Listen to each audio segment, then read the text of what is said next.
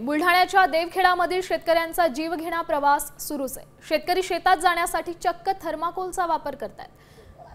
खडकपूर्णा नदीपात्रातून जीव मुठीत घेऊन हा प्रवास सुरू आहे। याचा आढावा घेतलाय आमचे प्रतिनिधी संजय जाधव यांनी।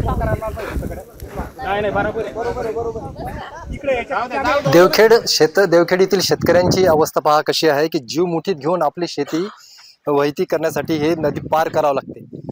600 फूट अशी रुंद असलेली ही नदी दोरीच्या सहाय्याने या काठावरून त्या काठावरती जाण्याचा मार्ग त्यांनी एक पर्याय व्यवस्था केलेली आहे। तात्पुरता पण जीव घेणा मार्ग असा आहे की ते थर्माकोलच्या 2 सीट आणि त्याला 2 बांबू बांधलेले आहेत आणि एक दोरी बांधलेली आहे। त्या दोरीच्या सहाय्याने हे शेतकरी तिकडे आपली शेती करण्यासाठी जातात।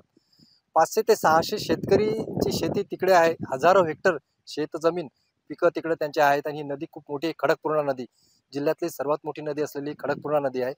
या नदीचा पाण्याची पातळी आता 40 ते 50 फूट असे उंचवर आहे। पाणी भरपूर आहे, नदीला प्रवाह खूप मोठा आहे, पण आपला जीव धोक्यात घालून हे शेतकरी आपली शेती करण्यासाठी शेती पार करण्यासाठी तिकडे जावं लागते त्यांना।